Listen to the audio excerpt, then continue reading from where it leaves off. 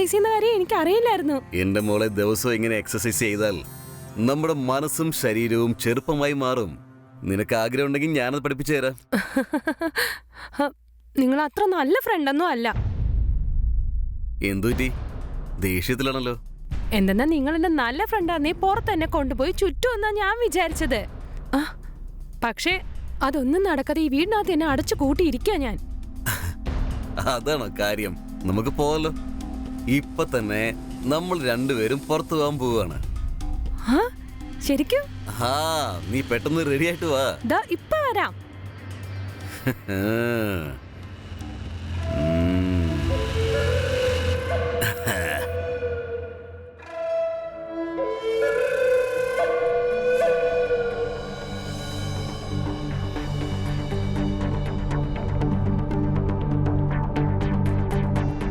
എന്നെ കാണാൻ എങ്ങനെയുണ്ട് മാമ? നീ നല്ല സുന്ദരിയല്ലേ. പക്ഷെ ഒരു കാര്യം മിസ് ചെയ്തു. എന്താ അത്? ഇത് എനിക്ക് വേണ്ടിയാണോ? ഇത് നമ്മുടെ ഫ്രണ്ട്ഷിപ്പിനുള്ള ആദ്യ സമ്മാനമാണ്. ഇന്ന് ഇത് വളരെ നന്നായിട്ടുണ്ട്. ഇന്ന് പോയാലോ? കാവേരി മോളെ,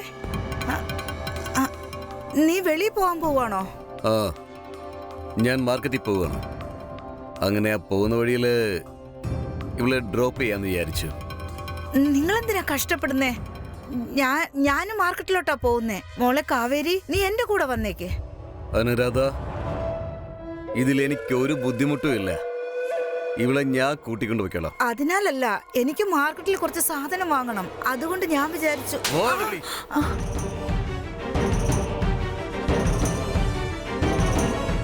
മുന്നിന്ന് പോ. അമ്മ എന്താ പറ്റി? അമ്മ എന്താ പറ്റി? നിന്നോട് ഒരു തവണ പറഞ്ഞാൽ നിനക്ക് മനസ്സിലാവില്ലേ? ഈ പെണ്ണുമ്പിള്ള വെറുതെ എന്നെ മൂഡ് സ്പോയിൽ ചെയ്തു. എടുത്തിട്ട് പോ. നമുക്ക് പോയാലോ? വാ.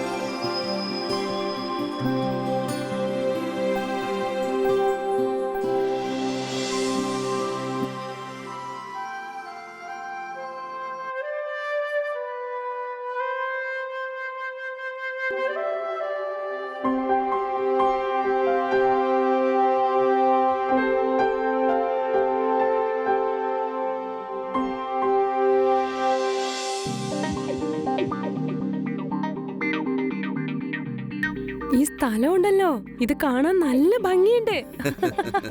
കാശിന്റെ കാര്യം ഓർത്ത് നീ വിഷമിക്കേ വേണ്ട. നീ എന്റെ കൂടെ ഉണ്ടെങ്കിൽ നമുക്കൊരുമിച്ച് 5 സ്റ്റാർ ഹോട്ടലിൽ വരെ പോകാം. സത്യമായിട്ടും? സത്യാന്നേ. അവിടെ വയ്ക്കേ.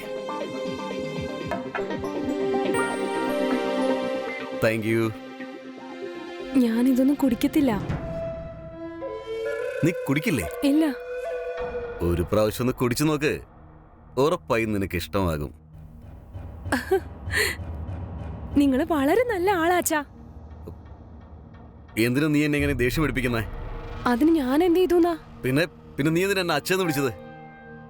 നമ്മള് മാത്രമാണ് ഇവിടെ ഫാമിലി ആയിട്ട് വന്നിരിക്കുന്നത്. അപ്പൊ പിന്നെ അങ്ങനെ വിളിച്ചു കഴിഞ്ഞാൽ അത് പ്രശ്നമാവില്ലേ? ഇങ്ങനെ വിളിക്കേ. വിവേക് വിളിക്കേ. എനിക്ക് നാണാവുന്നു. ഈ നാണമൊക്കെ അങ്ങ് മാറ്റി വെക്കേ. നോക്ക്, ഞാൻ നിന്നെ റാണിയാക്കാൻ പോവുകയാണ്. വിളിക്കേ. വിവേക് എന്ന് വിളിക്കേ. വിവേക്. ഒന്നുകൂടെ വിളിച്ചേ. എന്റെ വിവേക്. ഞാനെങ്ങനെയാ അങ്ങനെ വിളിക്കുന്നേ? നിങ്ങൾ എന്റെ അമ്മായി അച്ഛനല്ലേ? അത് ശരി. ഞാനിതൊക്കെ എന്നെ മരുമകൾക്ക് വേണ്ടി ചെയ്യുന്നതാണെന്നാണോ? എന്നാ ശരി, ഇതൊക്കെ വിട്ടേ. ഞാൻ പോവാണ്. നിൽക്ക് വിവേക്.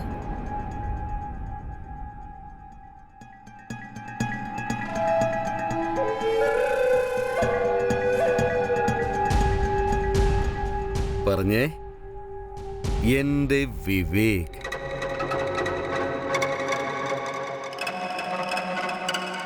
എന്റെ വിവേക്. ആ, എന്റെ പൊന്നെ, ഇനി നീ കണ്ടോ നിന്റെ വിവേക് നിന്നെ എങ്ങനെയൊക്കെയാണ് സന്തോഷിപ്പിക്കാൻ പോകുന്നതെന്ന്. മോള് കണ്ടോ?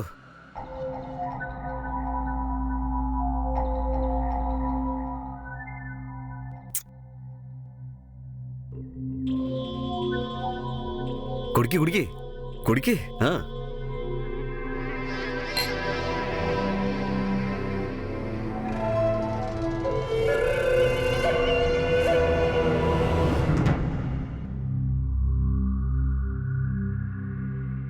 അമ്മേ,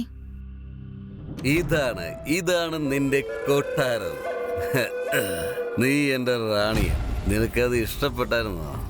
വളരെ നന്നായിട്ടുണ്ടായിരുന്നു. ആ, പറ, നീ എന്നെ എങ്ങനെയാ വിളിക്കുന്നേ? നിന്റെ പറ മോളെ, പറയടി.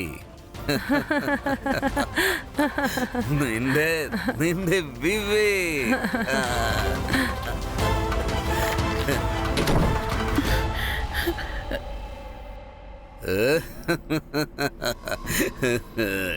എന്റെ റാണി, എന്റെ മഹാറാണി. അയ്യോ, എന്താ പ്രശ്നം? അമ്മായിയമ്മോടുണ്ട്. നീ എന്തിനാ ഇപ്പൊ വെറുതെ അവളുടെ പേര് പറഞ്ഞ് എന്റെ മൂഡ് സ്പോയിൽ ചെയ്യുന്നത്? അയ്യോ, വിട് വിട്. ഞാൻ പറയുന്നൊന്ന് കേക്ക്.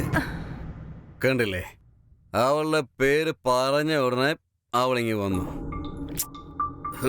എന്റെ റാണി.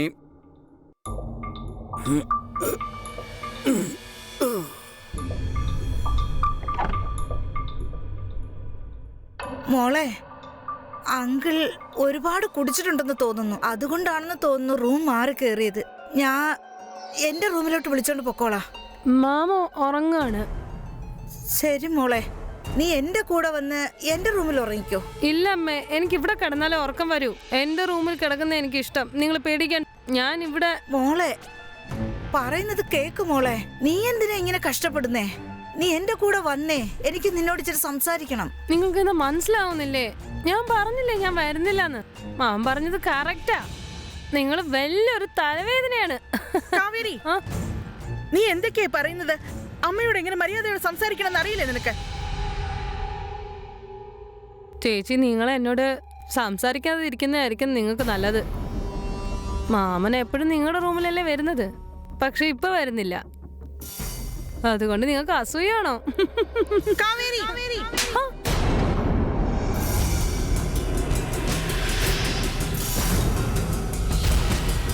സോദി,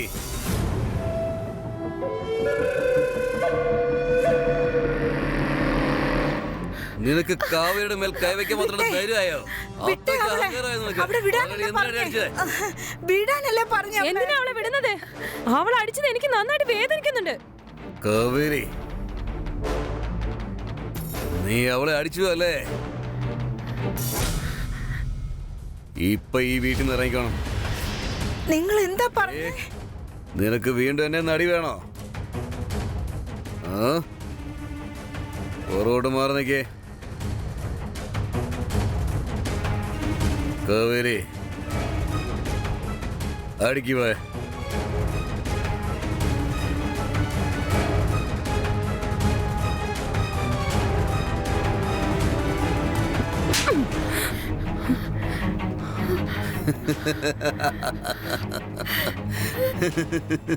ക്ഷമിക്കും മോളെ.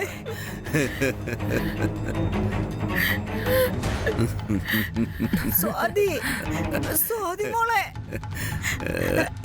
സ്വാതി. എനിക്ക് വേണ്ടി നിങ്ങൾ ഈ ചെയ്തതുപോലെ ഇതുവരെ ആരും എനിക്ക് ചെയ്തിട്ടില്ല. നീ എന്താ ഈ പറയുന്നത് മോളെ? നിനക്ക് വേണ്ടി ഞാൻ എന്ത് വേണമെങ്കിലും ചെയ്യും. ആരെയെങ്കിലും കൊല്ലണമെങ്കിൽ ഞാൻ അതും ചെയ്യും. അങ്ങനെയാണോ? ഇവിടെ നീ ആരെയും പേടിക്കേണ്ട ആവശ്യമില്ല. ഈ വീടിന്റെ റാണി നീയാണ്. റാണി, എന്റെ റാണി.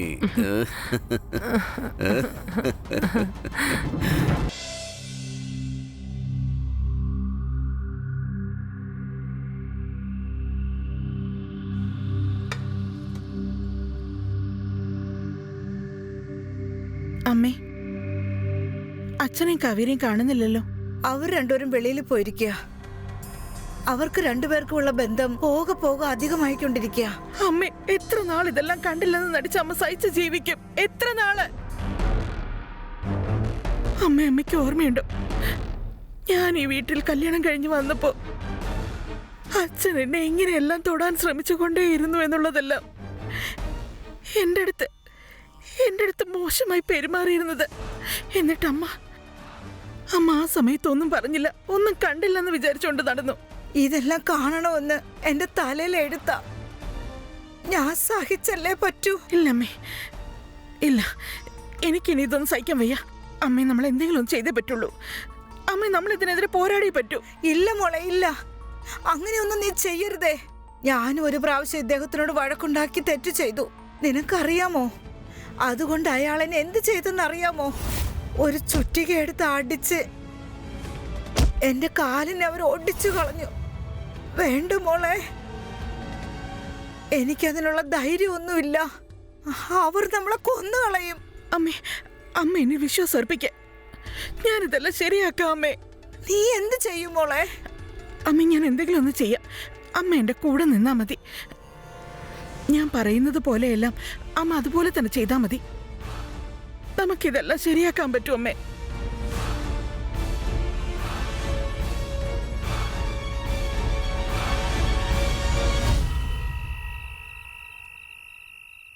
എത്ര നേരം എന്ന് പറഞ്ഞാ ഇങ്ങനെ ഇരിക്കുന്നേ? എന്നുവെച്ചാൽ എനിക്കുണ്ടല്ലോ ഈ വീട്ടിലുള്ളവരെ ആലോചിച്ച് പേടിയാവുന്നു. എനിക്ക് നിങ്ങളുടെ കൂടെ ഇരിക്കണം. ഞാനും അത് തന്നെ ആലോചിച്ചത്. ഈ ഗ്രാമത്തിലുള്ളവരൊക്കെ ഇടുങ്ങിയ മനസ്സുള്ള ആൾക്കാരാ. സിറ്റിയിലുള്ള ആൾക്കാരാണ് വിശാല മനസ്കര്. നീയും ഞാനും അവിടെയാണ് ജീവിക്കേണ്ടത്, അല്ലാതെ ഈ ഗ്രാമത്തിലല്ല, അല്ലേ? പക്ഷെ നമ്മൾ സിറ്റിയിൽ എന്ത് ചെയ്യും? അതും ശരി തന്നെയാ. അല്ല, നമ്മൾ എന്ത് ചെയ്യും? ഞാൻ ആലോചിക്കുന്ന എന്താണെന്ന് വെച്ചാൽ, ഇതെല്ലാം വിറ്റിട്ട് ആ കാശും കൊണ്ട് നേരെ സിറ്റിയിൽ പോയി നമുക്ക് അങ്ങ് സെറ്റിലാകാം, ഹാപ്പി ആകാം. അതെല്ലേ, ഒരു വലിയ വീട്, വലിയ സിറ്റിയിൽ നമ്മൾ എൻജോയ് ചെയ്യാൻ പോവാ.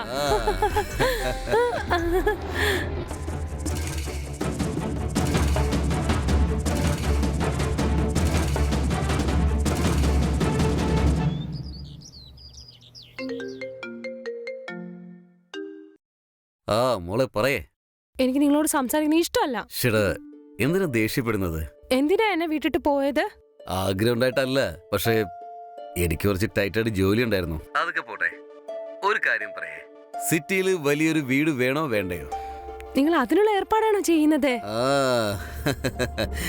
എന്റെ തങ്കക്കുടത്തിന് വേണ്ടി ഞാൻ എന്ത് വേണമെങ്കിലും ചെയ്യും. മതി മതി, സർപ്രൈസ് ബ്രേക്ക് ചെയ്യാതെ ഞാൻ നോക്കിക്കോ. ഓക്കെ, നിങ്ങൾ വാ, ഞാൻ ഫോൺ വെക്കാം. നിങ്ങൾക്ക് വേണ്ടി കാത്തിരിക്കുക.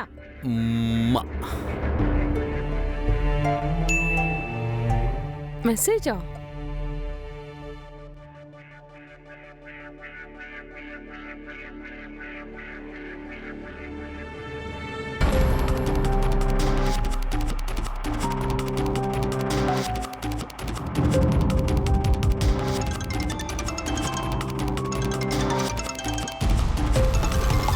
പ്രതീക്,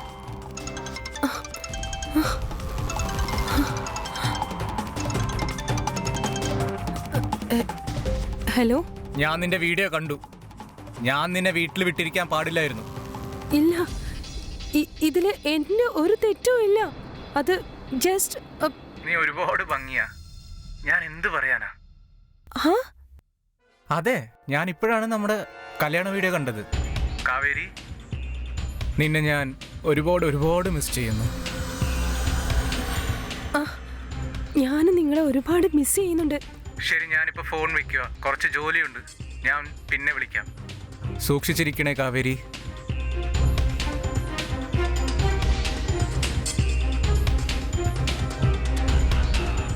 എന്താ, എങ്ങനെയുണ്ട് നിന്റെ പ്രവൃത്തികൾ കാണുമ്പോ? ഈ വീഡിയോ ഇപ്പൊ ഞാൻ ഈ വീഡിയോ നിനക്ക് മാത്രമേ അയച്ചിട്ടുള്ളൂ. മര്യാദയ്ക്ക് ഞാൻ പറയുന്നത് ശ്രദ്ധിച്ച് കേക്ക്. നിന്റെ ബാഗും കിടക്കെടുത്ത് ഇപ്പൊ ഇറങ്ങിക്കോണം ഇവിടുന്ന്. നീ ഇവിടുന്ന് പോയില്ലെങ്കിലുണ്ടല്ലോ, നിന്റെ ഈ വീഡിയോ ഉണ്ടല്ലോ, അത് ഈ ലോകം മുഴുവൻ കാണാൻ നോക്കിക്കോ. അത് കഴിയുമ്പോ നിന്റെ ഈ മുഖം ഉണ്ടല്ലോ, ലോകത്തിന് മുന്നിൽ കാണിക്കാൻ പറ്റാതെ ജീവിക്കേണ്ടി വരും. മനസ്സിലായോ? ഇല്ല, അങ്ങനെയൊന്നും ചെയ്യല്ലേ. ഞാൻ പൊക്കോളാം. ഇന്ന് തന്നെ ഞാൻ ഇവിടുന്ന് പൊക്കോളാം. പ്ലീസ്.